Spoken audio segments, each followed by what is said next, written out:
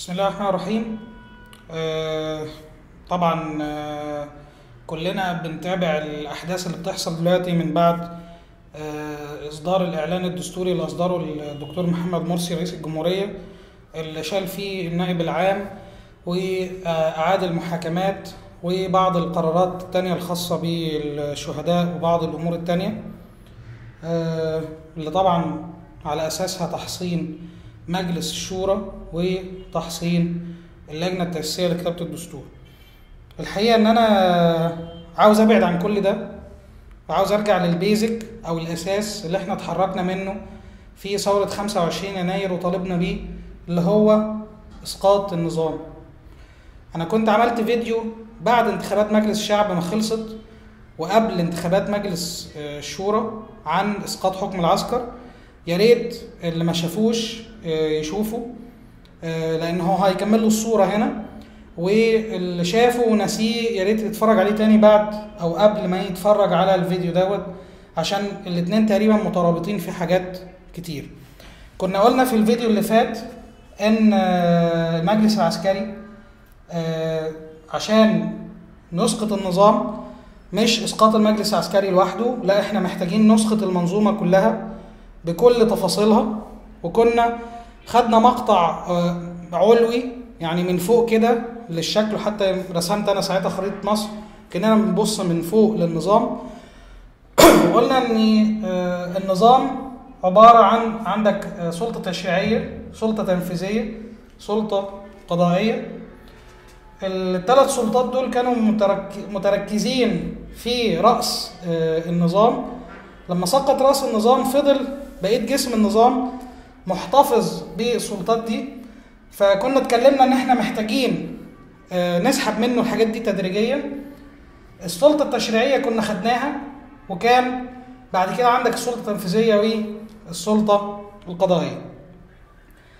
السلطة التشريعية راح هو واخدها منك تاني وأصدر الإعلان الدستوري المكمل، وبالتواطؤ مع المحكمة الدستورية العليا حل مجلس الشعب، وكان في الطريق ان هو يحل مجلس الشورى، وبكده راح منتزع منك السلطة التشريعية تاني. بعد فترة بسبب الأحداث ديت رشح الإخوان الدكتور محمد مرسي، طبعا بعد ما اتشال المهندس خيرت الشاطر عن طريق اللجنة العليا انتخابات، فاز الدكتور محمد مرسي، بقى أخذنا السلطة التنفيذية، فقدنا السلطة التشريعية، أخذنا السلطة التنفيذية. أنت عشان تبدأ تعمل عملية تطهير وتسقط النظام بشكل حقيقي ما ينفعش تشتغل بسلطة واحدة، أنت لازم تشتغل على الأقل بسلطتين. فأنت كان معاك سلطة اتاخدت، بقت معاك السلطة اللي بعدها، والسلطة القضائية مش معاك، فتعمل إيه؟ لو خدنا أو حاولنا ناخد مقطع، يعني أكننا قطعنا كده في النظام وخدنا شريحة أفقية نتفرج فيها على النظام. خلينا نبص تركيبة النظام إيه. في عند النظام جسم النظام بقى الكور أو قلب النظام، اللي هو الهيكل الإداري بتاع البلد اللي بقاله 60 سنة بيتشكل على شكل معين محدد. تمام؟ النظام ده رأس النظام خلى فيه 3 دروع لحمايته، عشان لو حصل لأي سبب والنظام سقط يفضل النظام قائم زي ما هو. طبعا النظام ما كانش بيشتغل من دماغه، هو النظام كان بيشتغل بتوجيهات مع الجهات اللي هو متحالف معاها، الدول اللي هو كان بيتحالف معاها، وكانت هي بالنسبة لها في أولوية في إن النظام يفضل على وضعه يشتغل زي ما هو حتى لو في يوم من الأيام رأس النظام سقط. عشان كده ما كانش عندهم مشكلة في إن مبارك يمشي ولا المجلس العسكري يمشي. تمام؟ ليه؟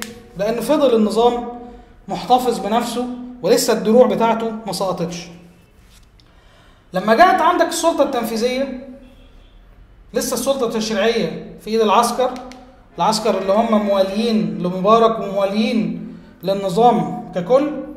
كان لابد عشان تبدأ تعمل أي عملية تطهير لابد أنت تستعيد السلطة التشريعية تاني.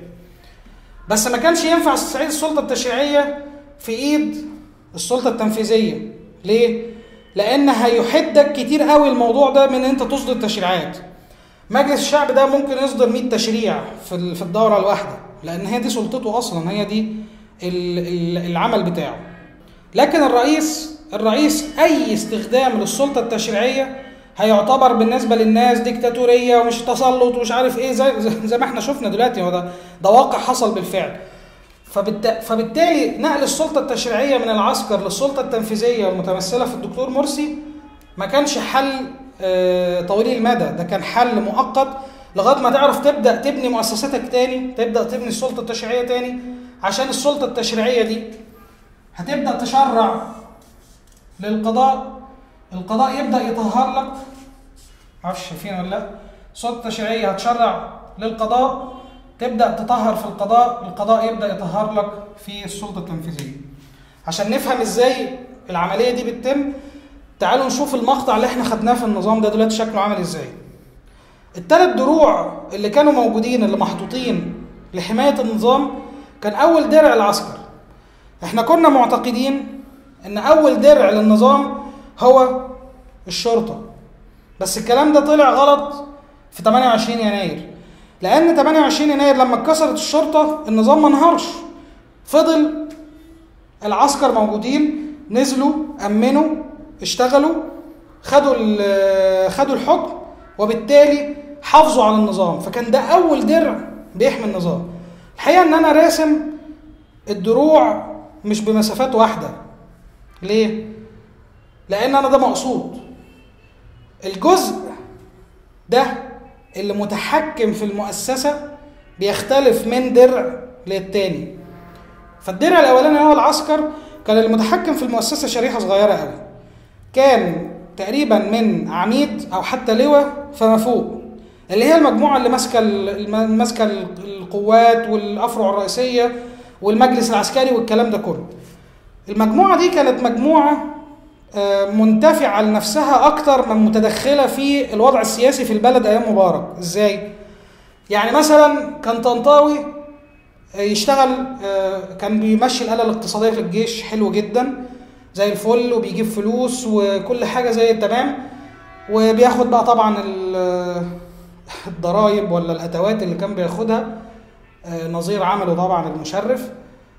لكن ما كانش بيتدخل هو مبارك عمل ايه في البلد، طلع قرار ايه، عمل قرار ايه، هدف الناس، موتهم، قتلهم، ما كانش فارق معاه. وبالتالي المؤسسة كلها ما كانتش فيه مشكلة معاها مع اللي بيحصل في البلد من الناحية السياسية. في كمان حاجة تانية، ان العسكر او المؤسسة العسكرية من رتبة عقيد تقريبا فما تحت ما كانش ليها علاقة بقى لا لده ولا لده.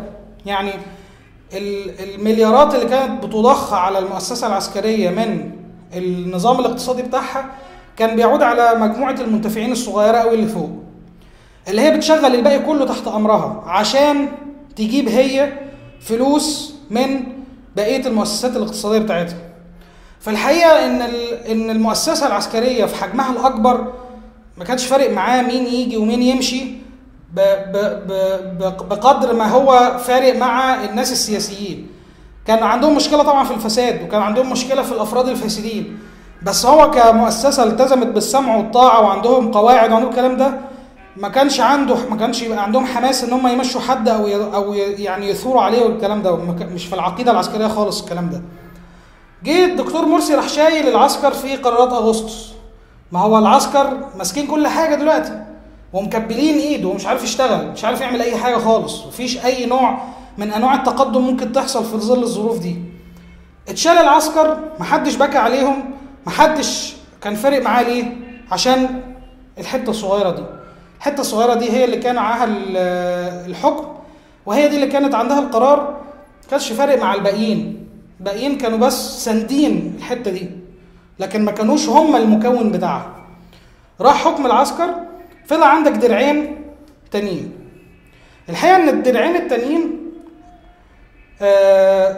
يمكن يكونوا اقوى من العسكر، لان هو انت كل ما بتنزل الدرع ممكن بتزيد المشكله في التعامل معاه لان حجمه بيوسع. فالعسكر كانوا 19 واحد زائد بلس بقى او ماينس زي ما انت عاوز، بلس 20 بلس 30 وات ايفر. يعني القضاء مشكلته في ان هو ما كانش تنظيم. يعني هم مش عبارة عن مؤسسة منظمة بناس بتدي أوامر أو حتى ناس عندها أهداف محددة. القضاة ناس يعني موجودين في الأماكن بتاعتهم، انتفاعهم انتفاع ذاتي بحت. يعني لو هو القاضي مثلا فاسد، بيرتشي، مش عارف يعمل ايه، اي عمل بيعود عليه هو بس. بيعين ولاده واسطة، بيعمل ايا كان الحاجات اللي هو بياخدها من البلد، ما بتعودش على حد تاني. حتى القضاة المحترمين اللي هم كانوا تيار الاستقلال وناس كتير قوي، لما بدأنا نتكلم على ان احنا عاوزين نشيل الدرع ده عشان نبدأ نشتغل بقى. هي ايه مشكلة القضاء يا جماعة؟ مشكلة القضاء الكبيرة فان انت محتاج تطهر ده. عاوز تطهر النظام، عاوز تطهر الهيكل الاداري ده، عاوز تشيل الفاسدين، عاوز تعاقبهم. فالمفروض ان انت تعمل ايه؟ المفروض ان انت ترفع قضايا عليهم. مين اللي بيفصل فيها؟ بيفصل فيها القضاء. طيب اذا كان القضاء كل ما ترفع له قضية لحد من دول يرجع لك براءة، كل ما تمسك واحد وترفعه يرجعوا لك براءة، واحد قتل من الثوار ترفع عليه قضية ترجعوا لك براءة. كانش فيه ممكن ابدا اي نوع من انواع التطهير يبدأ غير لما الدرع ده ينشال، غير لما الناس دي تبدأ تتحاكم. لازم الضابط اللي هنا اللي قتل متظاهر يتحكم عليه، لازم الفاسد اللي هنا يتحكم عليه. طبعا هو مش الكل بيطلع براءات ومش الكل بتاع، لكن انا بتكلم على لو انت عاوز تظهر نظام كامل. ما ينفعش ان انت يبقى كل القصه مع احمد عز وفتحي سرور والكلام دول برضو قشور، دول اعمال، يعني مش اعمده حتى، دول مجرد راس العمود كله نفسه بقى عاوزين نشتغل عليه. ما ينفعش ان انا معظم الموظفين اللي هم من تحت ما بياخدوش احكام، فاسدين قاعدين، حتى الوزير ما يعرفش يقيلهم، يعني يجي يشيل واحد منهم يروح راجع بامر قضائي تاني. تمام؟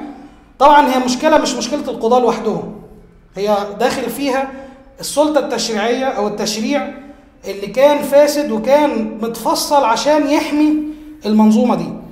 لكن القضاء عبر السنين الطويله قوي، طبعا كلنا عارفين القضاة اللي بيتعينوا بالرشاوي، القضاة اللي بيتعينوا بالوسايط. متهيألي لو فاكرين الخطاب التعزية اللي كان عبد المجيد محمود منزله القاضي هو وسبع من عياله قضاة. فطبعا كان وضع غريب قوي، تحس ان المكان ده بقى مكان ملاكي، مش مكان خاص بسلطة فعلا بتشتغل بوضع طبيعي، لا ده بقى عزبة خاصة بالناس اللي موجودين هنا.